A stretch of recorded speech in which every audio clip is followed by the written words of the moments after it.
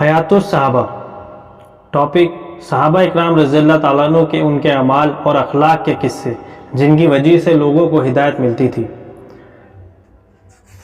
حضرت ابن اسحاق بیان کرتے ہیں کہ جب انصار حضور صلی اللہ علیہ وسلم سے بیعت ہو کر مدینہ آئے تو مدینہ میں اسلام پھیلنے لگا، لیکن پھر بھی انصار کے کچھ مشرک لوگ اپنے دین پر باقی تھے، جن میں ایک عمرو بن جموح بھی تھے۔ ان کے بیٹے حضرت معاذ اقبا نے حضور صلی اللہ علیہ وسلم کے ہاتھ پر بیعت ہو چکے تھے۔ حضرت عمرو بن جموح قبیلہ بنو سلیمہ کے سرداروں اور معزز لوگوں میں سے تھے۔ انہوں نے معزز لوگوں کے دستور کے مطابق اپنے گھر میں لکڑی کا ایک بت بنا رکھا تھا جسے منات کہا جاتا تھا۔ اسے وہ اپنا معبود سمجھتے تھے، اسے پاک صاف رکھتے تھے۔ جب بنو سلیمہ کے چند نوجوان حضرت معاذ بن جبل اور حضرت معاذ بن عمر وغیرہ بیت العقبہ میں تشریف ہو کر مسلمان ہو گئے تو وہ حضرت عمر کے اس بت کے پاس جاتے، اسے اٹھا کر بنو سلیمہ کے کسی گندگی والے گڑھے میں اس کا سر اوندھا کر کے پھینک دیتے۔ صبح کو حضرت عمر شور مچاتے اور کہتے کہ تمہارا ناس ہو، آج رات کس نے ہمارے معبود پر دست درازی کی؟ پھر اسے تلاش کرنے چل پڑتے۔ جب وہ بت مل جاتا تو اسے دھو کر صاف پاک کر کے خوشبو لگاتے، پھر کہتے اللہ کی قسم اگر مجھے پتہ چل جائے کہ کس نے تیرے ساتھ ایسا کیا ہے تو میں اسے ضرور ذلیل کروں۔ شام کو جب حضرت عمر سو جاتے تو وہ نوجوان پھر اس بت کے ساتھ اسی طرح کرتے۔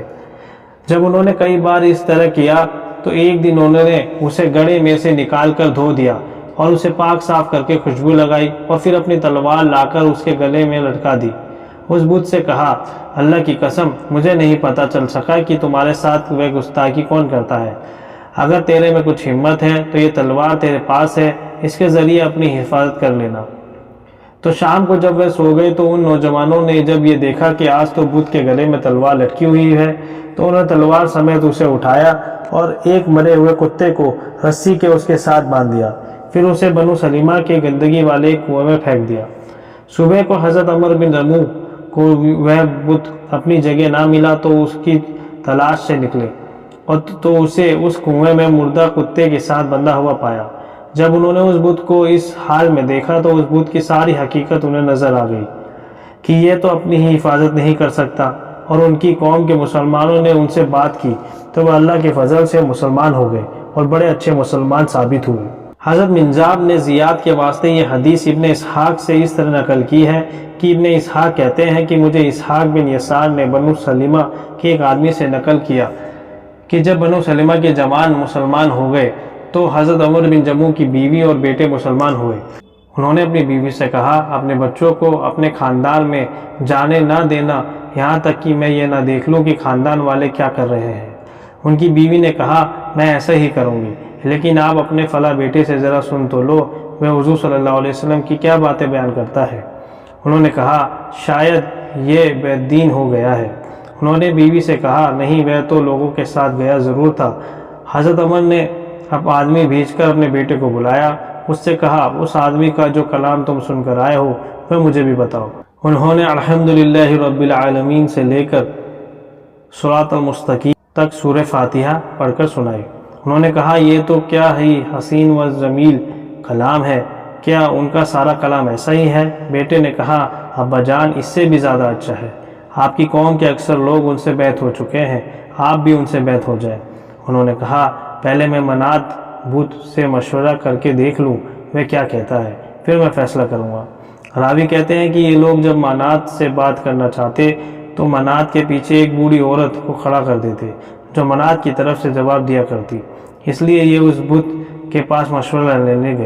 بوڑھی عورت کو وہاں سے چلتا کر دیا گیا، یہ ان کے سامنے کھڑے ہو کر اس کی تعظیم بجا گئے اور کہا اے منات تجھے معلوم ہونا چاہیے کہ تجھ پر ایک بہت بڑی مصیبت آ پڑی ہے، تو غفلت میں پڑا ہوا ہے، ایک آدمی آیا ہے جو ہمیں تیری عبادت سے روکتا ہے، تجھے چھوڑ دینے کا حکم دیتا ہے۔ مجھے یہ اچھا نہ لگا کہ تجھ سے مشورہ کیے بغیر اس سے بیعت ہو جاؤں۔ یہ بہت دیر تک اس کے سامنے باتیں کرتے رہے لیکن اس کی طرف سے کوئی زبان نہ آیا، تو اس سے کہا میرا خیال ہے تو ناراض ہو گیا ہے، حالانکہ میں نے اب تک تیری کوئی گستاخی نہیں کی ہے۔ پھر کھڑے ہو کر اس بت کو توڑ دیا۔ اور ابراہیم بن سلیمہ نے ابن اسحاق سے یوں روایت کیا ہے کہ جب حضرت عمر بن جموح رضی اللہ تعالیٰ عنہ اسلام لائے اور اللہ تعالیٰ کو پہچان لیا تو انہوں نے کچھ شعر کہے جن میں انہوں نے بت کا اور اس کی بے بسی کا جو منظر دیکھا تھا اس کا ذکر کیا۔ اللہ تعالیٰ نے ان کو جو اندھے پن اور گمراہی سے بچایا اس پر اللہ کا شکر ادا کیا۔ میں اپنے پچھلے گناہوں پر اللہ کے سامنے توبہ کرتا ہوں۔ میں چاہتا ہوں کہ اللہ تعالیٰ اپنی آگ سے مجھے نجات دے دے، اور میں اللہ تعالیٰ کی نعمتوں کی وجہ سے اس کی تعریف بیان کرتا ہوں۔ وہی بیت اللہ کا اور اس کے پردوں کا خدا ہے۔ میں خطا کار انسانوں اور آسمان سے اترنے والے قطروں اور موسلادھار بارش کی بوندوں کی تعداد کے برابر اس کی پاکی بیان کرتا ہوں۔ میں تاریکی میں پڑا ہوا تھا، منات اور اس کے پتھروں کا پجاری تھا۔ اللہ تعالیٰ نے مجھے ہدایت دی۔ بڑھاپے کی وجہ سے میرے سر کے بال سفید ہو چکے تھے، لیکن اللہ تعالیٰ نے مجھے بتوں کی عبادت کے عیب اور خرابی سے نجات دی۔ میں تو تاریکی میں بالکل ہلاک ہونے والا تھا، لیکن اللہ تعالیٰ نے مجھے اپنی قدرت سے اس سے بچا لیا۔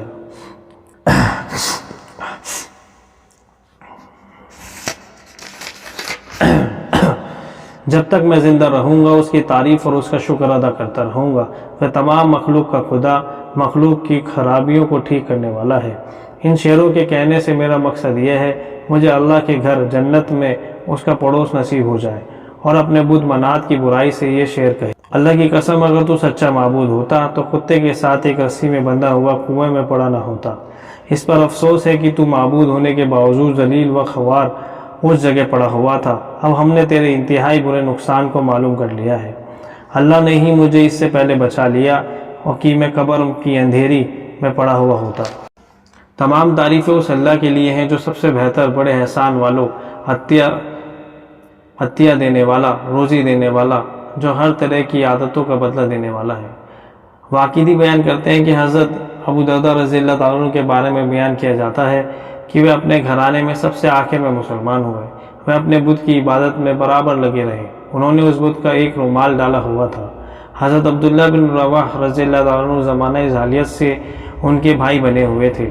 وہ ان کے پاس آ کر ان کو اسلام کی دعوت دیا کرتے تھے۔ یہ ہر دفعہ انکار کر دیتے۔ ایک دن حضرت عبداللہ نے دیکھا کہ حضرت ابو درداء گھر سے باہر جا رہے ہیں۔ وہ ان کے بعد ان کے گھر میں ان کی بیوی کو بتائے بغیر داخل ہو گئے، اور وہ اپنے سر میں کنگھی کر رہی تھی۔ اس سے پوچھا ابو درداء کہاں ہے؟ ان کی بیوی نے کہا آپ کے بھائی ابھی باہر گئے ہیں۔ حضرت ابو درداء نے جس کمرے میں بت رکھا ہوا تھا یہ اس میں کلہاڑ لے کر گئے، اس بت کو نیچے گرا کر اس کے ٹکڑے کرنے لگے۔ تمام شیطانوں بتوں کے نام لے کر آہستہ آہستہ یہ کہہ کر گنگنا رہے تھے۔ ترجمہ: ذرا غور سے سنو، اللہ تعالیٰ کے ساتھ جس کو بھی پکارا جاتا ہے وہ باطل اور بیکار ہے، اور اس بت کے ٹکڑے کر کے باہر آ گئے۔ جب وہ بت کو ٹکڑے کر رہے تھے تو حضرت ابو درداء کی بیوی نے کلہاڑے کی آواز سن لی تھی، تو وہ چلائی اور کہا اے ابن رواح، تم نے تو مجھے مار ڈالا۔ حضرت عبداللہ ابھی گھر سے نکل رہے تھے کہ اتنے میں حضرت ابو درداء اپنے گھر واپس آئے تو انہوں نے دیکھا کہ ان کی بیوی بیٹھی ہوئی ان سے ڈر کر رو رہی ہیں۔ انہوں نے بیوی سے پوچھا تجھے کیا ہوا؟ اس نے بتایا کہ تمہارے بھائی عبداللہ بن رواح یہاں آئے تھے، دیکھو وہ کیا کر کے گئے ہیں۔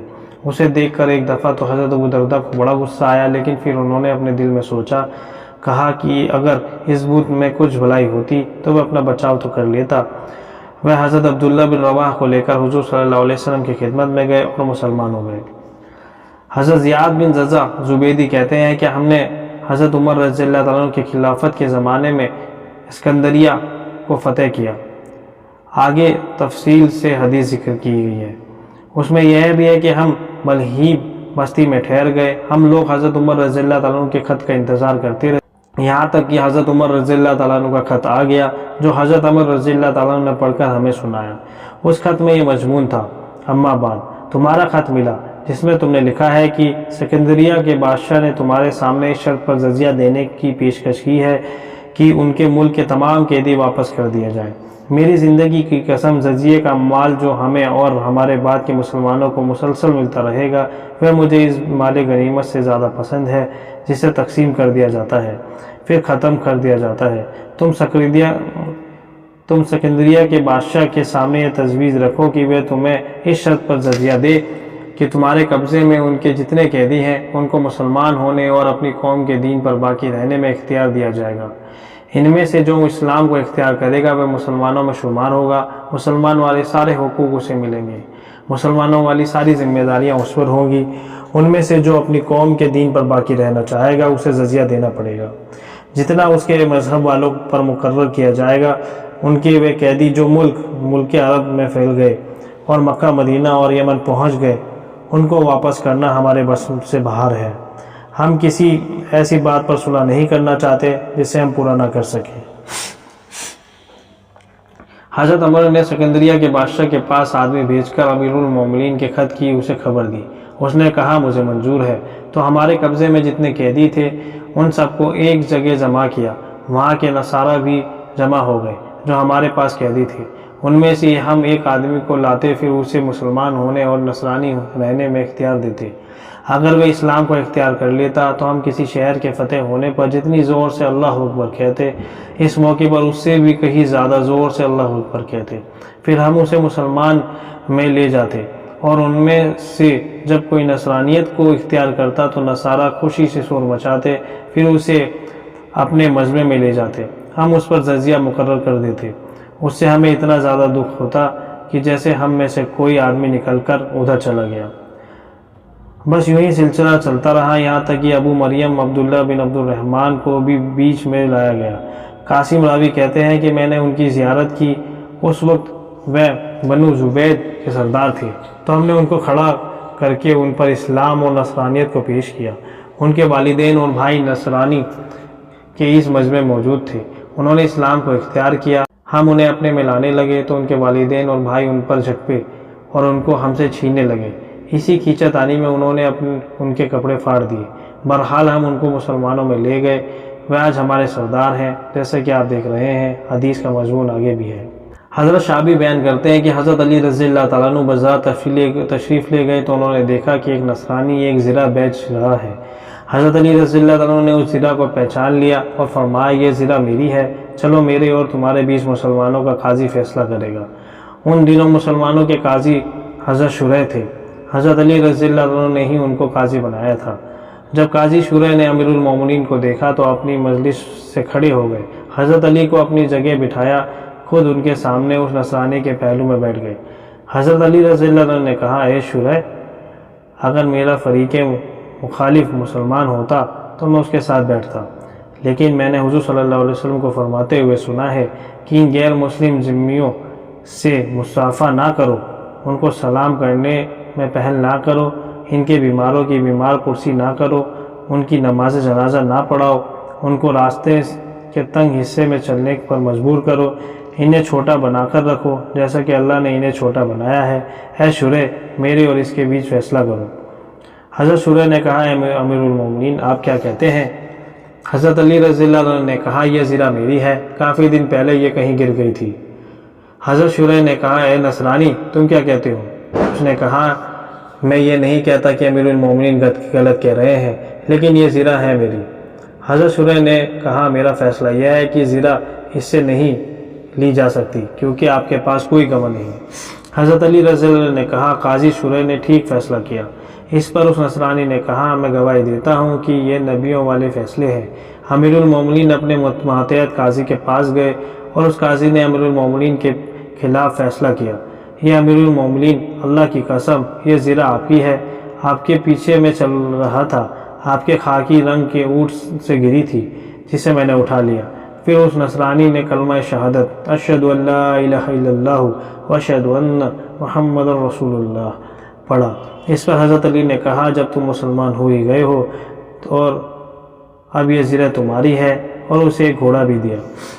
حاکم کی ایک روایت میں یہ ہے کہ جنگ جمل کے دن حضرت علی رضی اللہ تعالیٰ عنہ کی ایک زرہ گم ہو گئی تھی، ایک آدمی کو ملی، اس نے آگے بیچ دی۔ حضرت علی نے اس زرہ کو ایک یہودی کے پاس دیکھ کر پہچان لیا۔ قاضی شریح کے یہاں اس یہودی کا مقدمہ دائر ہوا۔ حضرت حسن رضی اللہ تعالیٰ عنہ حضرت علی رضی اللہ عنہ کے آزاد کردہ غلام کمبر نے حضرت علی رضی اللہ تعالیٰ عنہ کے حق میں گواہی دی۔ قاضی شریح نے کہا حضرت حسن کی جگہ کوئی اور گواہ لاؤ۔ حضرت علی رضی اللہ عنہ نے کہا کیا آپ حضرت حسن کی گواہی کو قبول نہیں کرتے؟ انہوں نے کہا نہیں، بلکہ آپ سے ہی سنی ہوئی یہ بات یاد ہے کہ آپ کے بیٹے میں انہوں نے کہا کہ نہیں، بلکہ آپ سے ہی سنی یہ بات یاد ہے کہ باپ کے حق میں بیٹے کی گواہی ٹھیک نہیں ہے۔ حضرت یزید تیمی نے اس حدیث کو تفصیل سے بیان کیا ہے۔